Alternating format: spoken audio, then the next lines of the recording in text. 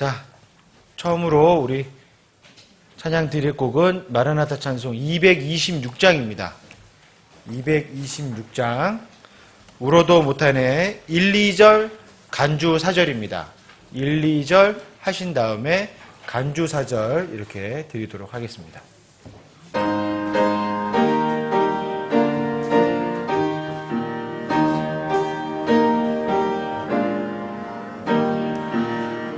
울어도 못하네 눈물 많이 흘러도 겁을 얻게 못하고 죄를 씻지 못하니 울어도 못하네 십자가에 달려서 예수 고난 당했네 나를 구원하시리 예수밖에 없네 힘써도 못하네 말과 뜻과 행실이 깨끗하고 착해도 다시 나게 못하니 힘써도 못하네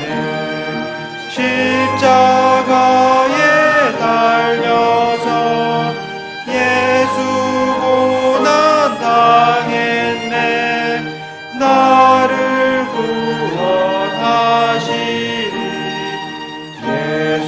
예수밖에 간주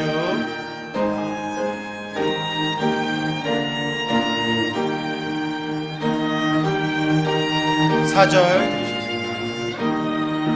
믿으면 하겠네 주 예수만 믿어서 그 은혜를 힘입고 오직 주께 나가면 영원 삶을 얻네 십자가에 달려서 예수 고난 당했네 나를 구원하시리 예수밖에 없네. 아멘.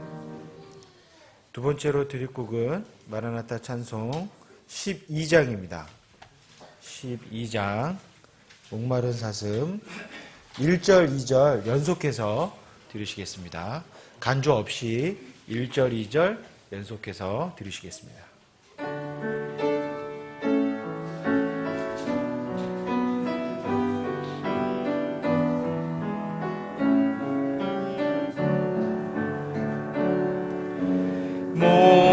목마른 사슴 시내 물을 자 헤매이듯이 내 영혼 주를 찾기에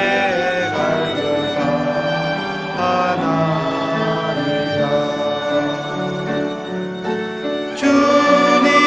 주님만이 나의 나의 방패 나의 장소가 나의 맘 정성 다 맞춰서 주님 경배합니다 금보다 귀한 나의 주님에게 만족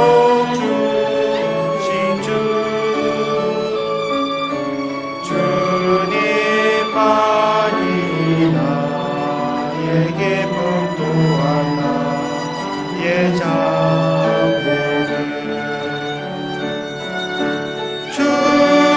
주님만이 나의 힘 나의 방패 나의 장소와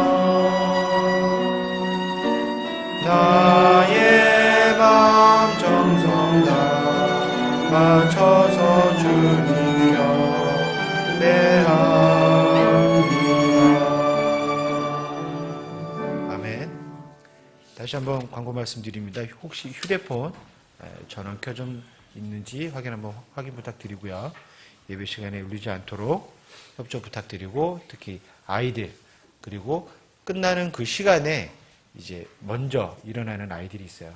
기도가 마친 후에 같이 다 함께 이동할 수 있도록 끝날 때까지 자리에서 위치를 보존해 주시기를 부탁드리겠습니다.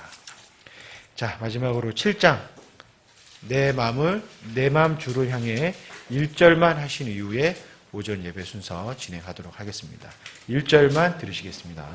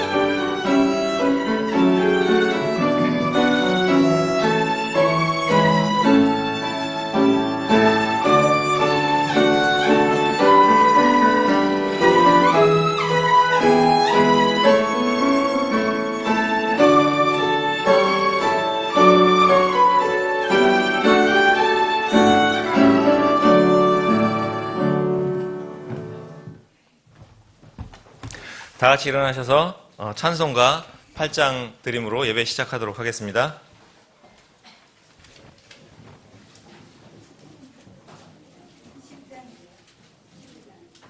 장 10장 맞아요? 10장 드리겠습니다. 찬송가 10장입니다.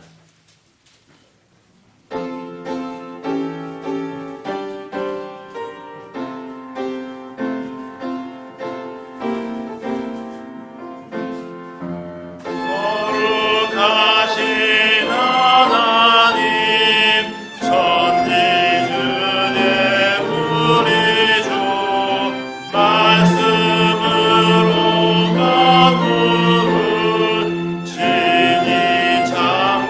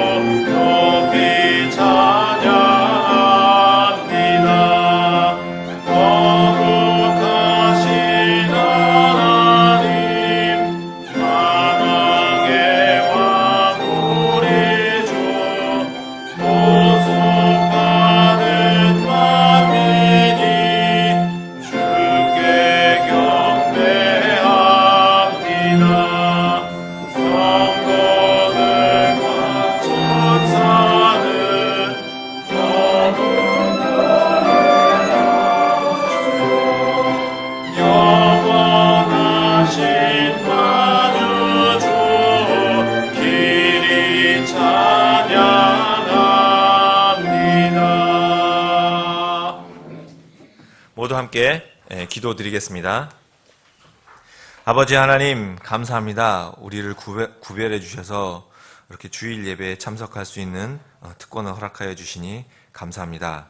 아버지 하나님, 참여한 우리 모두 기억하여 주시고 긍휼 주셔서 주님의 은혜로 구원받은 자 더욱더 자라게 하여 주시고 구원받지 못한 자는 구원받는 복된 시간이 될 수 있도록 아버지 하나님 도와주시옵소서. 우리가 이 땅에 살면서 주님의 말씀의 성취에 동참하는 복이 되는 이 땅의 삶을 온전히 살 수 있도록 주님 도와주시기를 원합니다. 아버지 하나님, 단에서 선포되는 말씀, 하나님의 말씀을 들을 때 이해하고 믿으려는 어리석음에서 벗어나고 믿고 이해되는 그러한 큰 기쁨에 참여하는 복된 자가 될 수 있도록 주님 마음밭을 갈아주시옵소서. 예배의 시작과 끝을 주님께 의탁드리며 거룩하신 우리 주 예수 그리스도의 이름으로 기도드리옵나이다. 아멘. 앉아주시기 바랍니다. 찬양 88장 함께 드리도록 하겠습니다.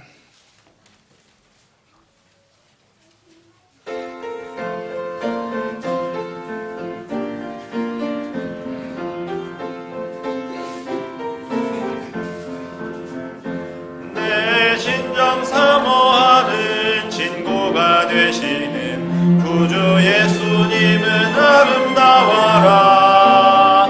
산 밑에 백합화요 빛나는 새벽별 주님 평안할 길 아주 없도다. 내 맘이 아플 적에 큰 위로 되시며 나 외로울 때 좋은 친구라. 주는 저 산 밑에 백합 빛나는 새벽별 이 땅 위에 비길 것이 없도다.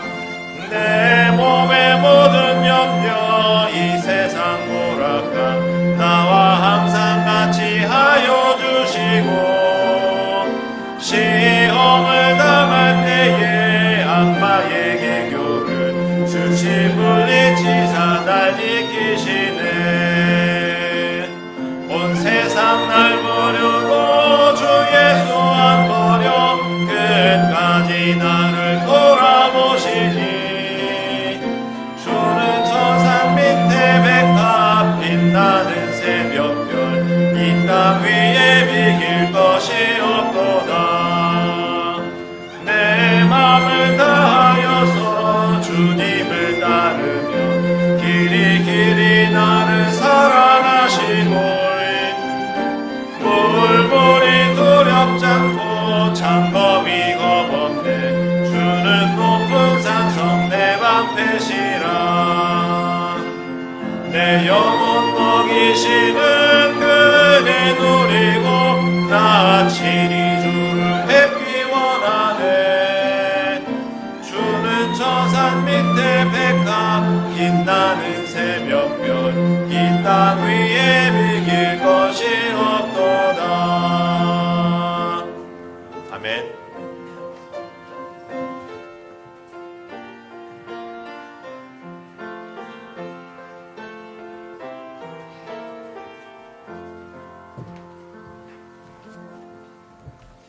드린 헌물 위해 기도하시겠습니다. 사랑과 자비가 풍성하신 하나님, 이 어둡고 악한 세상에서 지난 한 주간도 우리 모든 지체들 눈동자처럼 지켜주시고 안전하게 인도해 주신 하나님 아버지께 모든 감사와 찬양을 드립니다. 주님, 그 은혜에 감사하여 저희들이 정말 한 주간 땀 흘려본 귀한 헌물을 주님 앞에 기쁨으로 가지고 나왔습니다.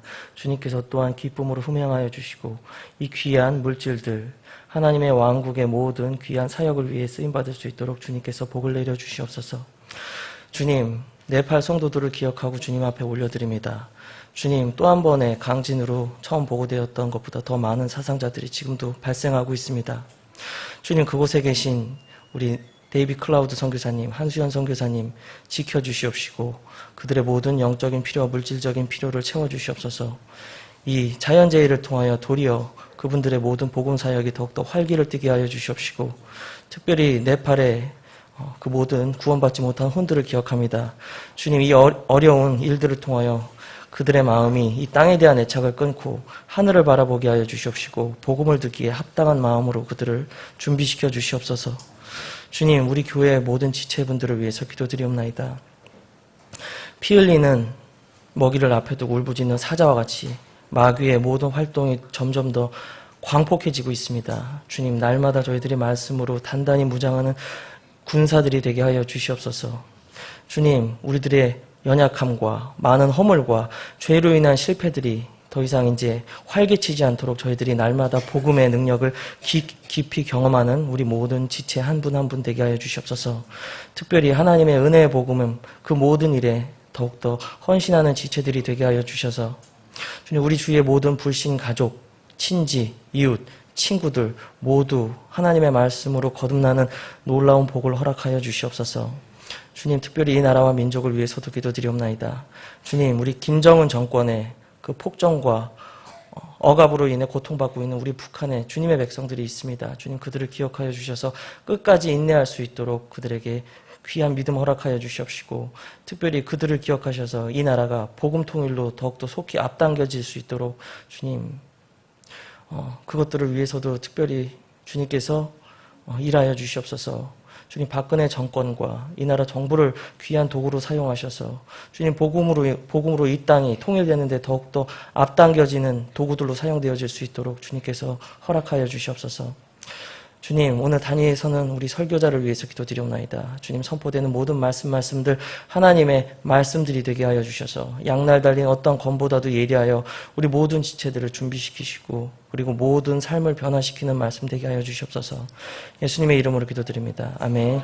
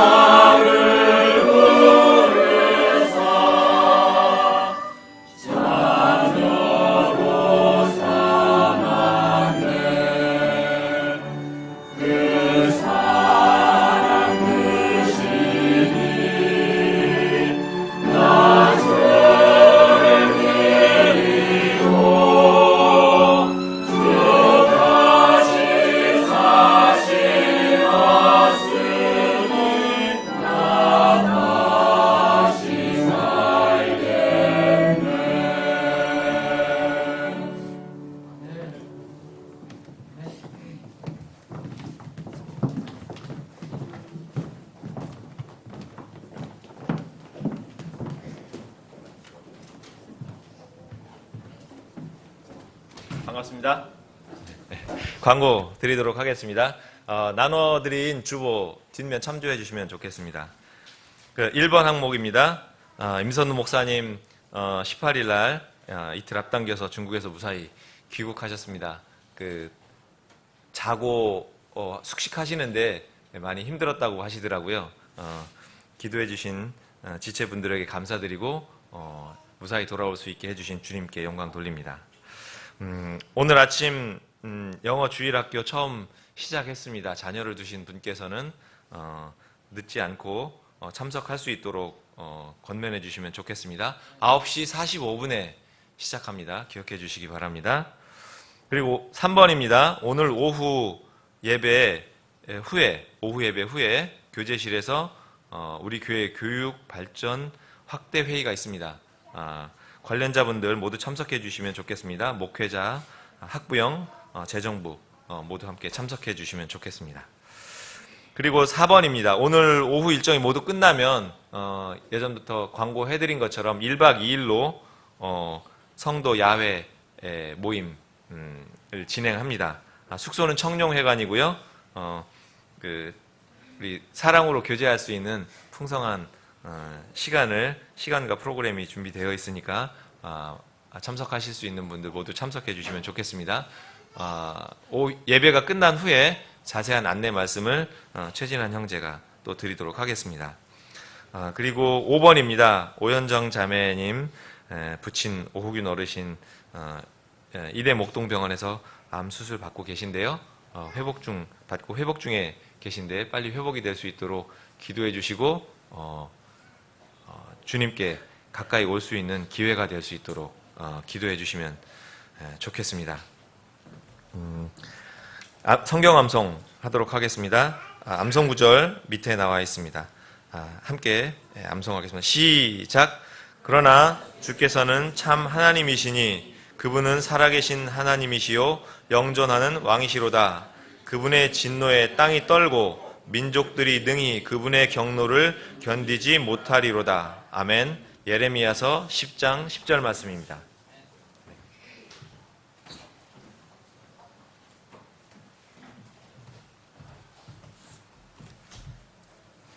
오늘 교육 발전 회의에 교사들도 참석하는 겁니다. 교사들 빠짐없이 다 참석해 주시기 바랍니다.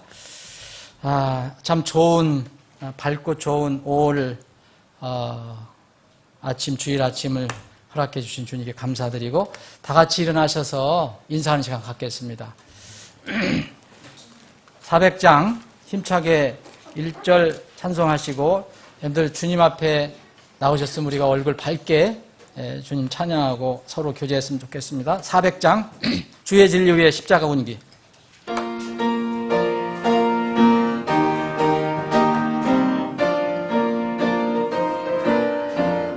주의 진리 위에 십자가 운기 하늘 높이 쳐들고 주의 군사 되어 영광스럽게 찬송하며 나가세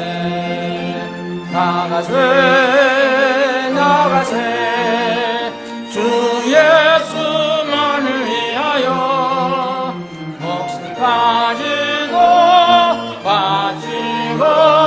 싸움 걸어나가세.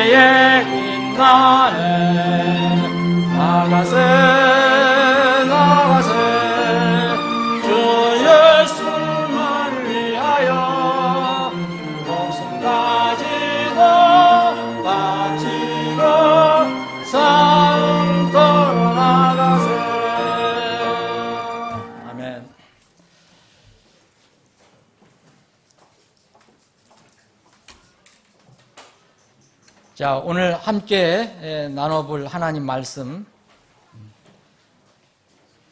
신약성경 히브리서 11장 8절로 16절 말씀입니다. 히브리서 11장 8절로 16절 말씀입니다.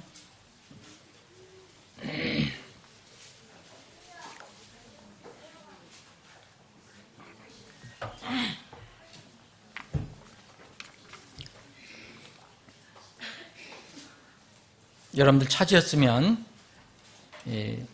제가 8절부터 봉독하고요. 여러분들과 함께 봉독할 부분을 말씀을 드리겠습니다. 자, 히브리서 11장 8절입니다. 믿음으로 아브라함은 부르심을 받아 훗날 상속재산으로 받게 될 곳으로 나가면서 순종하고 자기가 어디로 가는지 알지 못한 채 나갔으며 믿음으로 그는 낯선 나라에 머무는 것 같이 약속의 땅에 머물고 자기와 함께 동일한 약속의 상속자가 된 이삭과 야곱과 함께 장막에 거하였으니 이는 그가 기초들이 있는 한 도시를 바랐기 때문이라. 그것의 건축자와 만드신 이는 하나님이시니라.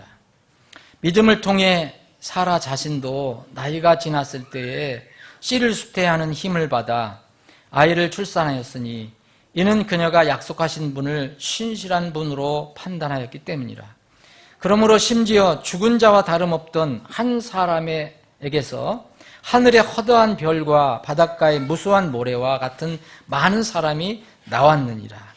13절부터 16절까지 4절 뜻을 생각하시면서 여러분들과 제가 함께 봉독합니다. 자, 시작합니다.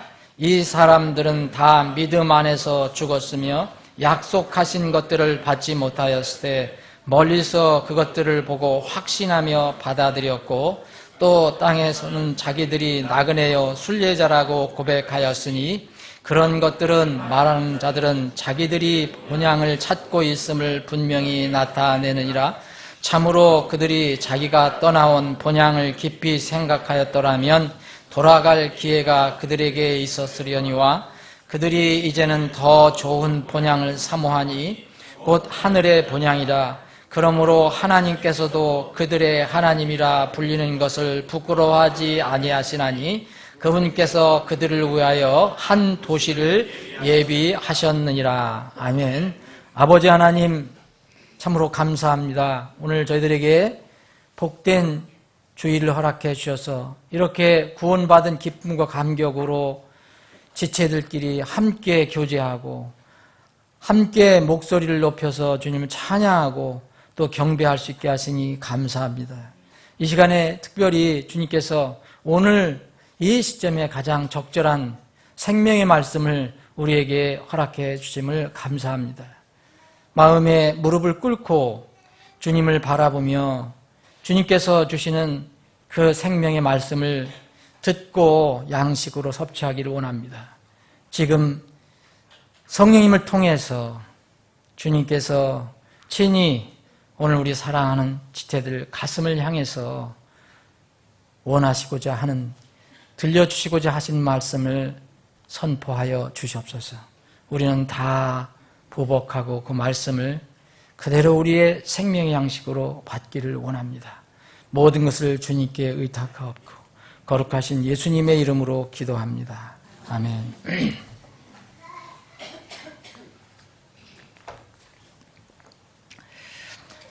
그동안 오랫동안 기도해 주신 덕분에 제가 이사를 무사히 마쳤습니다. 우리 교회가 1년 반 전에 이곳으로 하나님께서 인도해 주셨습니다. 우리가 서울을 떠나오는 게 좀 아쉽기도 하고 또 어떤 형제는 서울이 아니면 안 간다고도 얘기를 했었는데 주님께서 서울과 다름없는 이곳으로 인도해 주셨고 그래서 모두 이렇게 우리 성도들이 다 형제 자매들도 다 좋아하는 이런 장소로 옮겨 주셨습니다.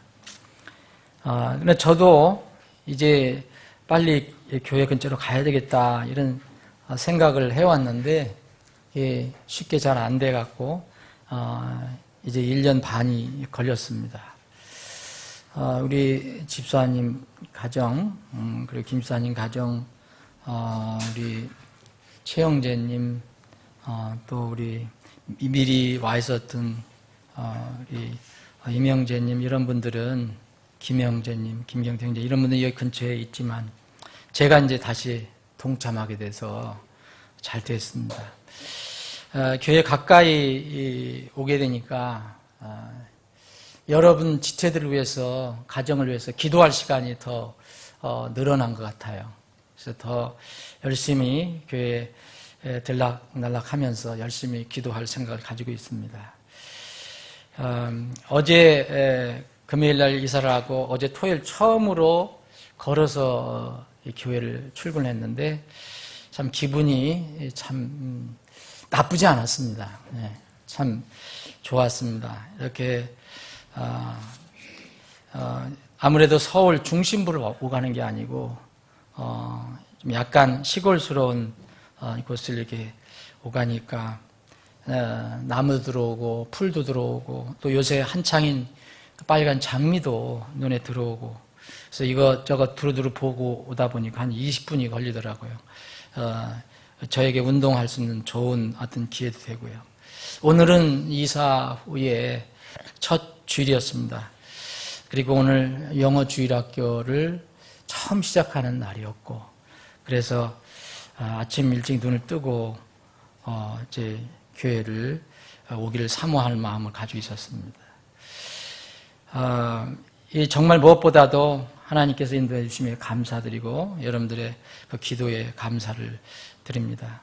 이번 이사를 하면서 여러 가지 이제 어려운 일이 있었지만 이런 것을 준비하고 실제로 하는 가운데 특별히 여러 번 제가 이사를 했지만 이번에는 영적인 이제 교훈을 많이 이렇게 주님께서 떠올려 주셨습니다. 이사를 하면서. 그래서 오늘 간단히 여러분들과 인사를 하면서 떠오른 몇 가지 영적인 진리를 여러분들과 간단히 나누고 싶은 생각이 들어서 오늘 이 말씀을 준비했습니다. 처음에 제가 이사를 이렇게 준비하고 실시하면서 생각했던 영적인 진리는 죄 문제였습니다. 죄와 정결에 관한 진리에 대해서 생각을 많이 했습니다. 사랑하는 여러분, 여러분들도 다 한두 번 이상은 이사를 하셨을 거예요. 북한 같은 데는 이사할 자유가 없어요. 그래서 그냥 거기 눌러 앉겠지만 우리는 뭐 원하면 뭐 아무 데나 갈 수 있잖아요. 근데 그때마다 이삿짐을 이렇게 싸고 드러낼 때마다 그 자리에 남는 게 있더라고요. 여러분 아시죠? 진짜 먼지가, 이건 말이 아니에요. 정말 먼지가 산더미예요. 산더미. 우리 집사람하고 제가 청소를 꽤 한다고 했는데 아니 먼지가 그렇게 산처럼 쌓인 줄 몰랐어요. 어디에? 안 보이는 곳에. 근데 물론 보이는 데도 먼지가 있겠지만 게으를 때는 먼지 색깔이 흰색이 아니더라고요. 전부 흑색도 아니고 전부 진한 회색이나 검은색이에요. 보니까 다 흰 먼지가 없어요. 진한 회색이나 검은색. 야, 검은 먼지들이 쌓여있는 것을 보라면서 나도 깜짝 놀래고 이렇게 많이 쌓였나? 짐을 드러낼 때 절로 여러분들 입에서 나오는 게 뭐죠? 아, 더러워. 이렇게 더러운가? 이런 말이 나오더라고요. 제일 더러운 곳이 어딘가 보니까 매일 누워 자던 침대 밑에 보니까 야, 손이 닿지 않아서인지 가끔가다 이렇게 베이킹도 했는데 진공청소기도 했는데 웬 침대 밑에 그렇게 시커먼 먼지가 산처럼 쌓여 있는지 그걸 매일 등에다 대고 잔 거예요. 또 우리가 맨날 먹는 음식을 저장했던 냉장고 뒤에 또 우리가 하나님을 찬양하고 노래를 연습하고 했던 피아노 뒤에 그리고 저는 책장이 좀 많은 편인데 책장을 자주 닦고 그렇게 했는데도 책장 뒤에 와 여기 이사하시는 분들 다 알지요? 보이지 않는 곳에 엄청나게 먼지가 시커먼 먼지가 산처럼 쌓여 있었습니다. 그래서 이사해 주는 사람들은 하루 끝내고 가야 되니까 이런 거 신경 안 쓰잖아요. 근데 우리는 이 먼지를 그대로 정리 안 하고 하면 이 책이나 옷에 다 달라붙어 여기서 다시 해야 되잖아요. 그래서 우리가 그냥 몸이 달아서 우리 집사람하고 제가 그 먼지를 걷어내느냐고. 그 사람들 대충해요. 그런데 보이는 곳이라도 또 세월이 지나니까 깨끗했었는데 보이는 곳이라도 우중충하게 변해 있는 걸 여러분들 아실 겁니다. 그런데 본래의 색이 유지되는 것이 있어요. 이걸 붙였던 걸 띄고 부착한 걸 띄고 하다 보니까 거기는 하얘요. 우리가 이 말씀 여기 붙였잖아요. 나중에 나중에 떼일 보면 뒤에 아마 좀 주위하고 색깔이 차이가 있을 거예요. 원래 주위는 이렇게 돼 있어서 차이가 있을는지 모르지만 벽과 부착물 사이에 간격이 없이 그대로 벽하고 이 다른 물건하고 밀착됐던 것은 그것을 제거하니까 거긴 그대로 남아있어요. 물론 거기서 조금씩 더러워진 거겠죠. 근데 저희 집에는 말씀 한 구절을 붙인 게 있었거든요. 그걸 딱 붙여놨었거든요. 그래서 그 부분만 주위에 두드러지게 나타나는 거예요. 이거 보기가 흉할 수도 있어요. 그거 안 뗐으면 그냥 이 도배를 안 해도 될 것 같은데 그걸 떼니까 그 주인이 아마 들어오는 주인이 이게 해야 되느냐 안 되느냐 고민 좀 할 것 같더라고요. 그런 생각이 들더라고요. 우리는 거듭난 후에 세상살이에서 죄의 영향을 받지 않고 살 수가 없어요. 오늘 아침에도 오늘 어떤 주제가 그랬네요. 오늘 아침 성경 공부에도 죄의 처리였는데 그리스도인 되고 나서 죄를 어떻게 처리해야 되는 건가. 우리가 아무리 이 땅에서 애를 써도 원래 세상이 악하고 더럽고 죄의 바람이 엄청나게 불어오니까, 먼지가 엄청나게 날라오니까 죄의 영향을 받지 않고 살 수는 없습니다. 그러나 말씀이 나를 덮고 있으면,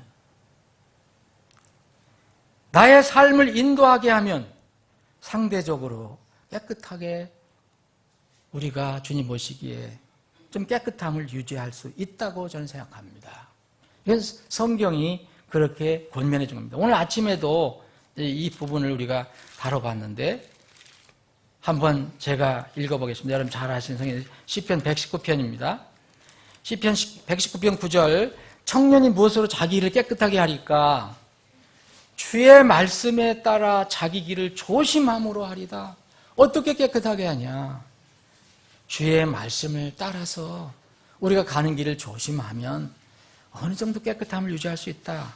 내가 온 마음으로 주를 찾아싸우니 오 주의 명령들에서 떠나 방황하지 말게 하소서. 내가 주께 죄를 짓지 아니하려고 주의 말씀을 어디에? 내 마음속에 숨겼나이다. 여기 숨겼다는 것은 저장했다는 겁니다.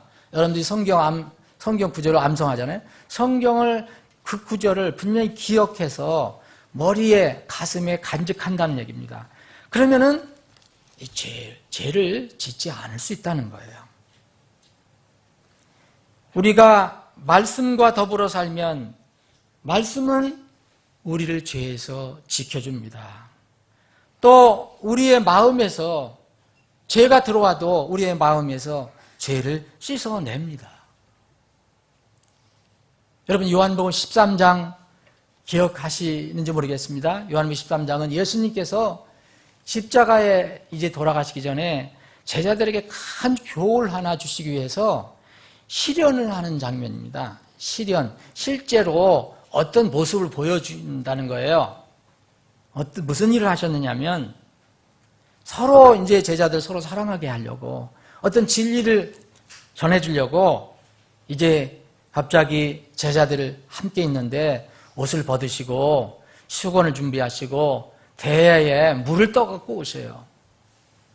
그러면서 한 사람 한 사람 이제 그 주님께서 겉옷을 벗고 씻어주시는 거예요. 제자들 발을. 그리고 씻어주시고 또 수건으로 닦아주시고 순서. 그런데 거기에 시몬 베드로가 있었잖아요. 시몬 베드로 순서까지 다가오니까 주님을 부르면서 주께서 절대 내 발 못 씻으십니다.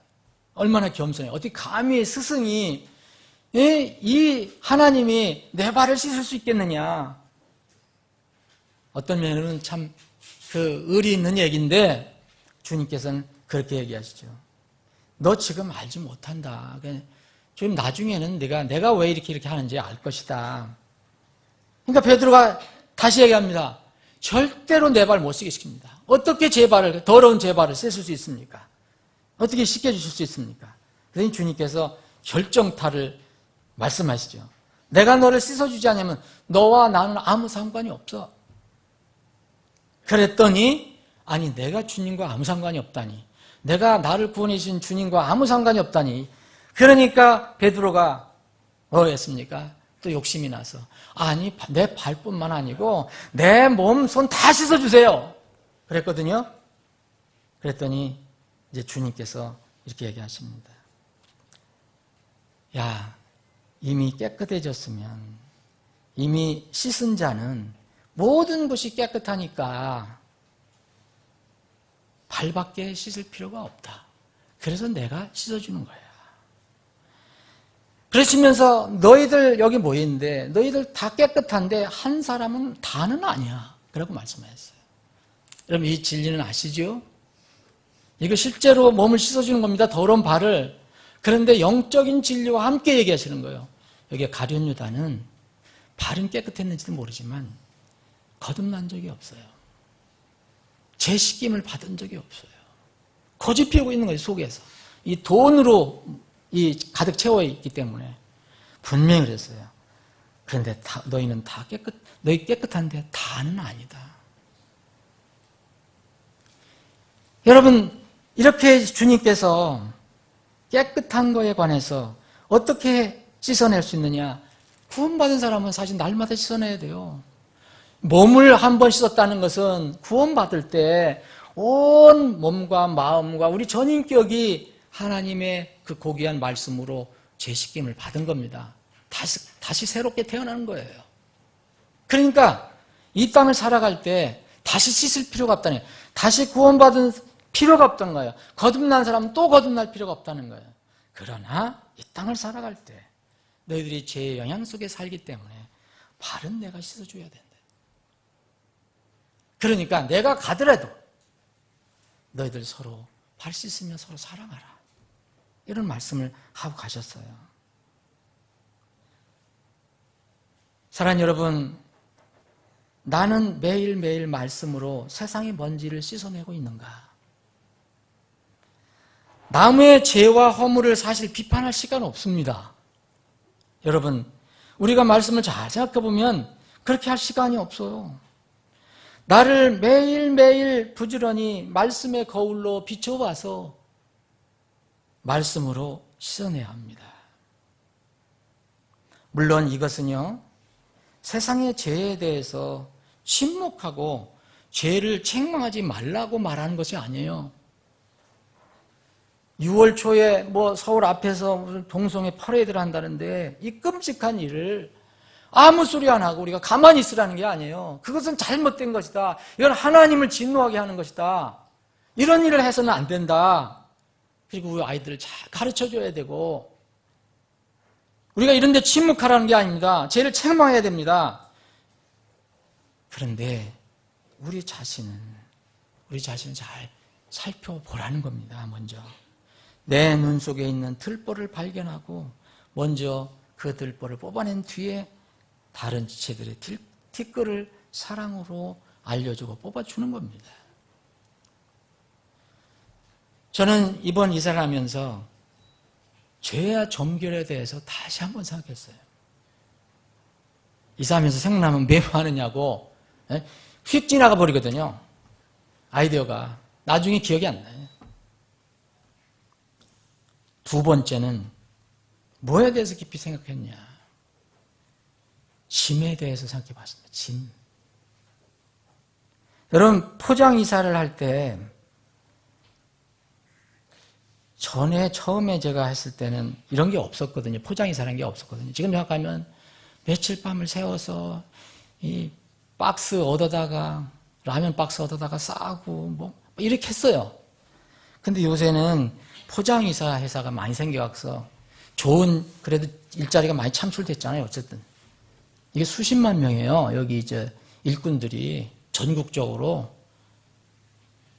포장 이사를 할 때 여러분 그거 금액을 산정하는데 짐의 양에 따라서 대부분 가격이 결정이 됩니다. 짐의 양에 따라서 5톤 트럭이냐, 7톤 트럭이냐, 10톤 트럭이냐, 그걸 또 더 해야 되느냐. 이사 비용의 차이가 납니다.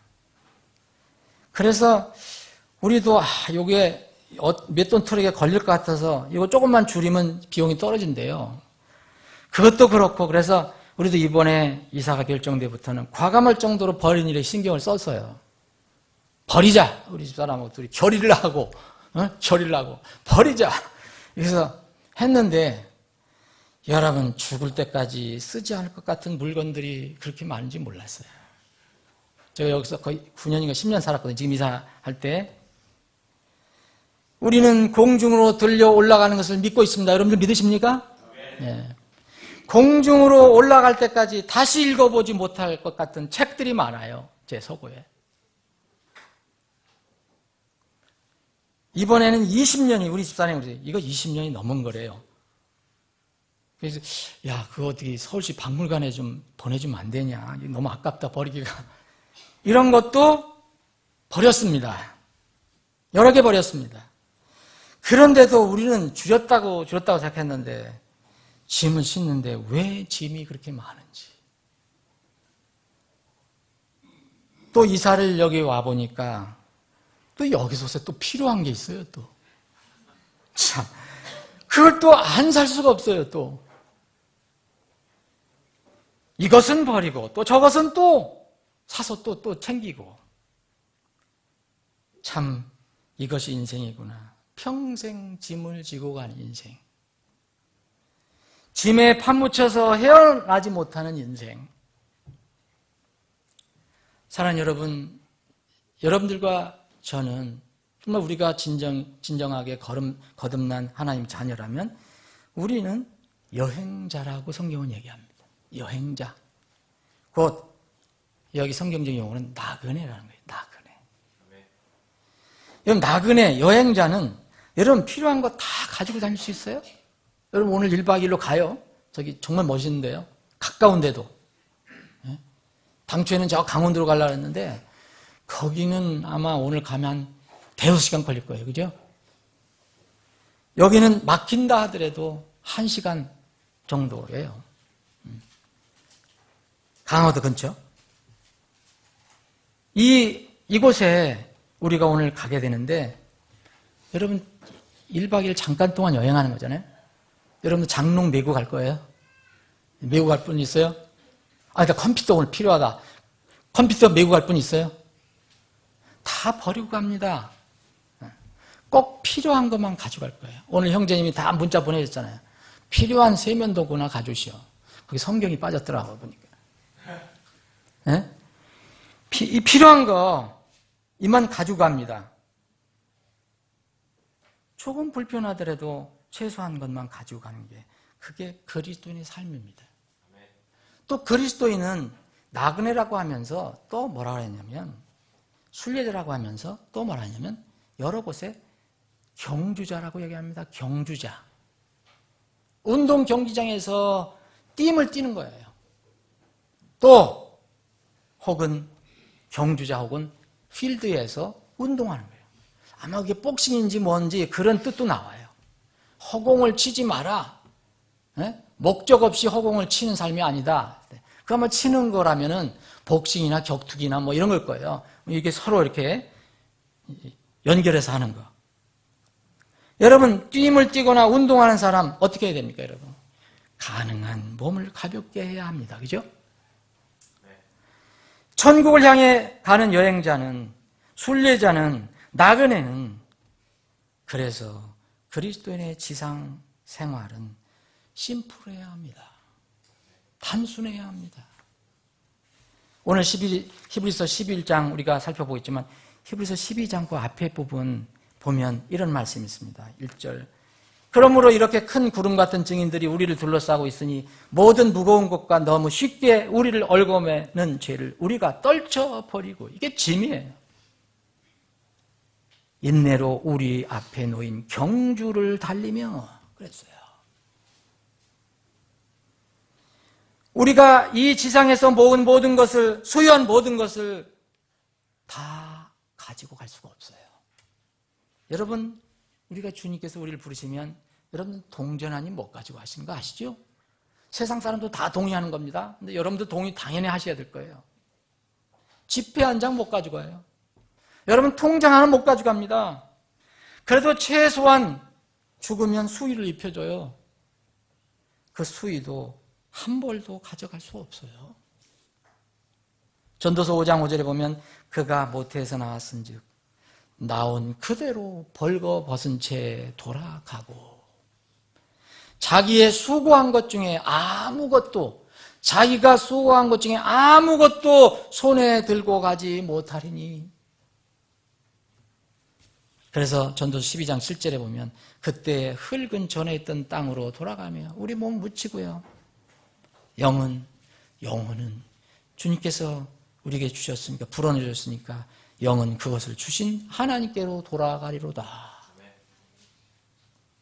내가 소유한 것, 내가 아무리 애쓰고 땀 흘리고 벌었던 거라도 아무것도 가지고 가지 못합니다. 오직 하나님께서 준비해서 주신 것만 하나 딱 달랑 가지고 갑니다. 뭘까요? 물질이라면 물론 믿음 가지고 갑니다. 세마포 한 장입니다. 저는 그 세마포 한 장이 어떤지 몰라요. 그런데 보면, 계시록에 보면 세마포를 입고 간다고 나와요. 사랑하는 여러분, 여러분은 주님께서 준비하신 세마포와 세상에 썩어질 옷 중에 둘 중에 하나를 택하라면 어느 걸 택하겠습니까? 회개해서 세상에서 주님께로 돌아온 사람은 이미 세마포를 약속으로 받은 것입니다. 여러분 준비할 필요 없어요. 그날 올라갈 때 주님께서 다 주실 것입니다. 이사를 하면서 떠오른 영적인 진리, 첫 번째 죄와 정결에 관해 생각해 봤고요. 두 번째는 짐에 대해서 생각해 봤습니다. 세 번째는 본향입니다. 본향. 고향 문제입니다. 고향 문제. 저는 카운트를 해보니까 결혼하기 직전에도 몇 번 왔다 갔다 했어요. 제가 결혼하기 직전에도 몇 번 이사를 했고 결혼한 후에도 우리 집사람하고 카운트를 하니까 16번인가 그래요. 결혼한 뒤에. 그럼 거의 20번이 가까워요. 제가 이번에 서울시민에서 드디어 경기도 김포시 고천 읍이 되었습니다. 주민등록도 옮겼습니다. 서울에서 여기로 왔어요. 앞으로 얼마나 더 이사를 할지 저는 몰라요.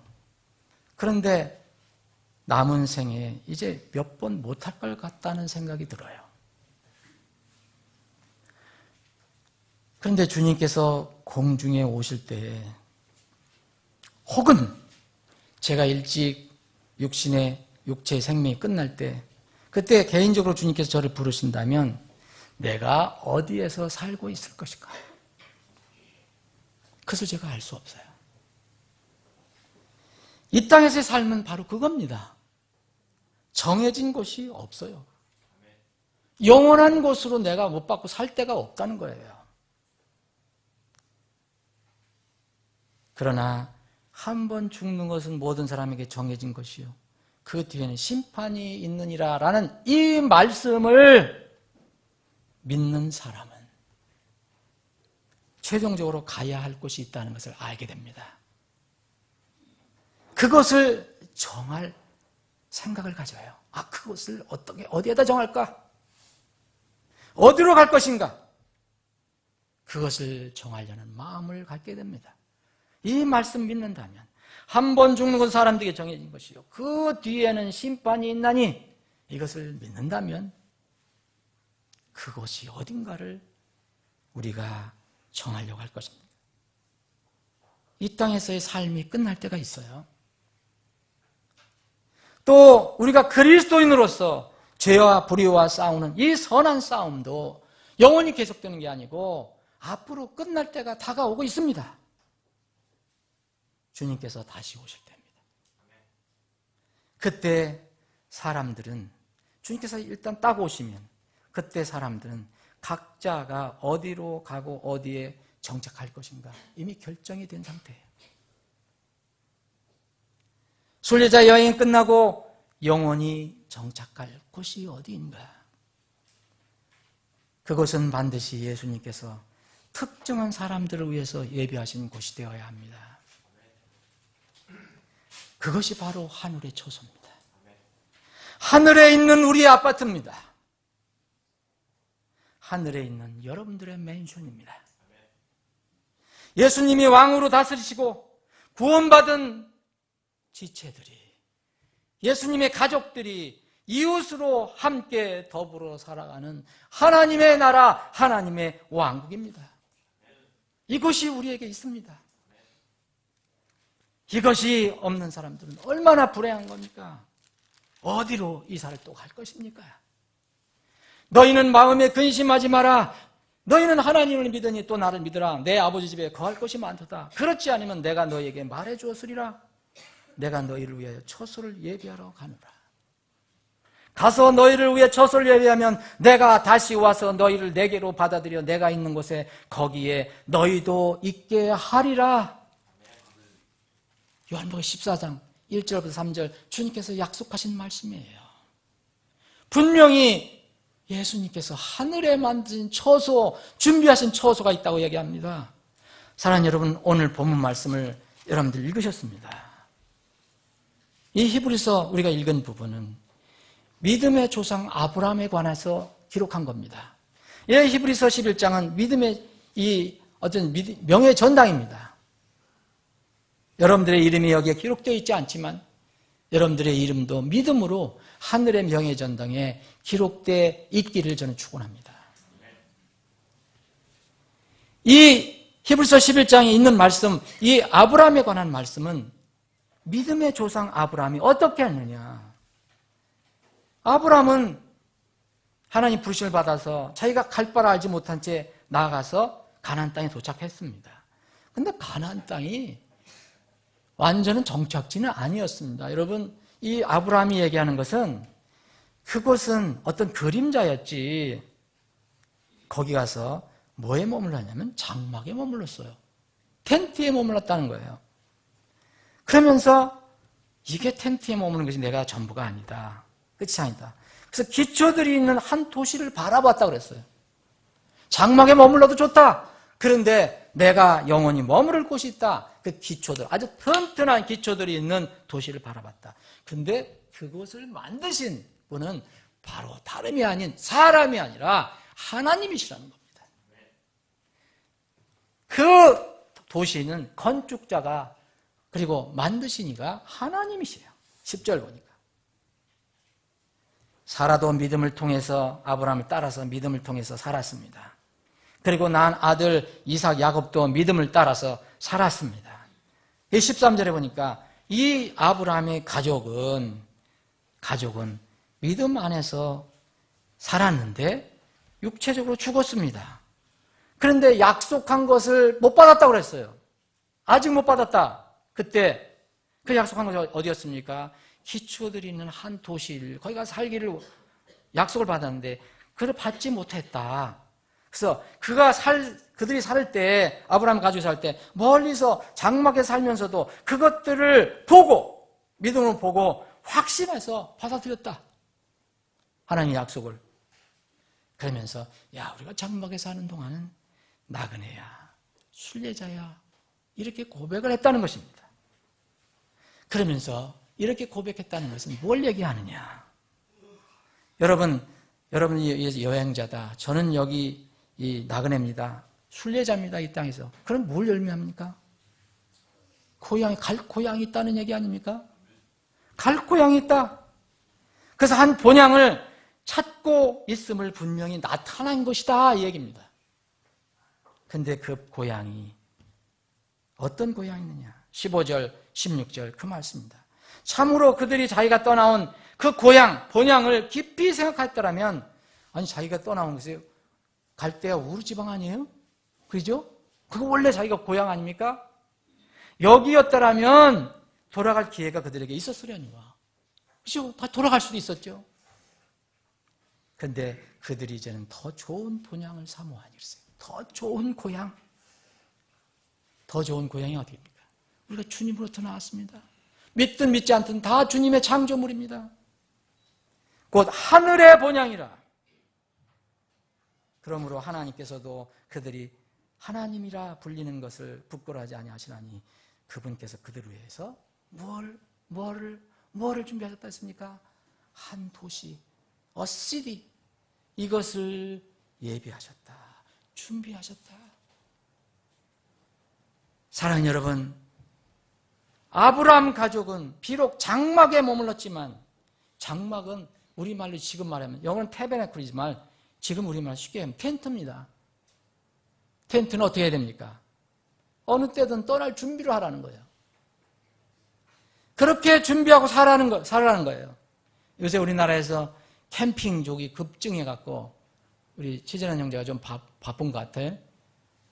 캠핑 부속품 만드는 회사니까. 근데 여러분 캠핑족 많이 늘어나는 건 전 영적으로 동의해요. 왜냐하면 이들은 텐트를 쳤다가 또 가시고 떠나야 돼요. 쳐고 또 떠나야 돼요. 여기 히브리서 11장만 읽으면 그 사람 구원받을 수 있을 건데. 인생의 의무를 캠프에 적용한다면 아웃도어 캠핑족은 구원받을 수 있는 기회 많이 생길 거예요. 이게 인생이구나. 그러면 영원히 우리가 갈 곳을 생각해야 되겠다. 사랑하는 여러분, 하나님께서 건축하신 하늘의 한 도시가 우리에게 있습니다. 거기는 더 이상 죄가 우리를 괴롭히지 못해요. 다시는 사망이 없고 슬픔도 울부짖음도 없으며 또 아픔도 다시는 없는 곳입니다. 이곳이 성도들이 사는 새 예루살렘 도시입니다. 요한계시록 21장에 나와 있어요. 이것이 여러분들과 저의 본향이 되어야 합니다. 확실한 본향이 되어야 합니다. 근데 그것은 누구만 갑니까? 누구만 가게 되어 있습니까? 어린 양의 생명책에 기록된 자들만 들어가리라. 그래서 반드시 거듭나야 하고 반드시 확실하게 구원받아야 한다는 겁니다. 교인이 되라는 게 아니에요. 확실한 하나님의 자녀가 되라는 거예요. 그 이름이 하늘에 기록되라는 거예요. 그래야만 그것이 우리의 본향이 될 수 있습니다. 사랑하는 여러분, 여러분의 고향은 어디입니까? 이렇게 물으시면 저 경기도 고천인데요. 충청도 진천인데요. 전라도 광주인데요. 경상도 안동인데요. 아니면 저는 이북에서 내려왔는데요. 이건 묻는 거 아닙니다. 하늘에 더 좋은 본향을 말하는 겁니다. 사랑하는 여러분, 오늘 오후에 이제 거기 가서 1박 2일 교제할 때 뭘 묻는 거냐면, 우리 교제가 뭐냐. 사랑하는 형제, 우리 사랑하는 자매, 고향 어디예요? 이거 사실 확인하는 겁니다.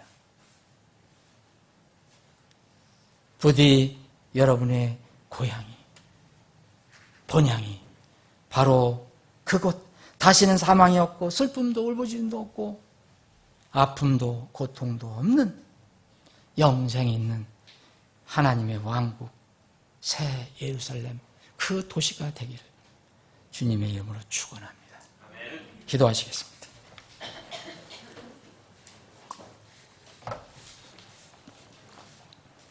여러분, 말씀을 듣고 그대로 흘려버리면 아무 의미가 없습니다. 인간 설교자가 한 말이라면 흘려버려도 좋습니다. 그러나 그것이 영원히 변치 않을 하나님의 말씀이라면, 성경이 기록된 하나님 말씀이라면 누가 좀 어둔하게 전하더라도 그 말씀을 마음에 새겨야 합니다. 그래야지 생명이 나옵니다. 오늘 말씀을 여러분들 기억하시고 마음에 새기시길 바랍니다. 사랑하는 여러분, 여러분 매일 말씀으로 죄를 씻고 있습니까? 이사를 하면서 여러분들 다 이사를 합니다. 누구든지 이 땅에 살면 이사를 해야 합니다. 이사할 때마다 영적인 진리를 한번 생각해 보십시오. 매일 말씀으로 죄를 씻고 있는가? 두 번째는 이 세상에서 그리스도인 군사로서, 그리스도를 위한 경주자로서 복잡하고 무거운 짐 대신 심플한 삶을 살고 있는가? 아니면 세상 것에 눌려갖고 그것에 욕심이 있어서 그것을 놓지 못해서 거기에 끌려다니고 있는가? 그 무거운 짐을 지고 살아가고 있는가? 또 마지막으로 우리가 나그네요, 여행자요, 순례자라는 것, 그런 인생이라는 것을 알게 되면 나그네의 삶이 끝날 때 갈 곳이 있어야 한다는 것을 또 생각할 겁니다. 우리 나그네의 삶이 끝날 때 우리가 갈 곳이 정해져 있는가? 땅의 고향과는 비교할 수 없는 하늘의 더 좋은 본향이 우리가 마지막으로 가야 할 곳인가? 이 세 가지를 깊이 생각해 보시기 바랍니다.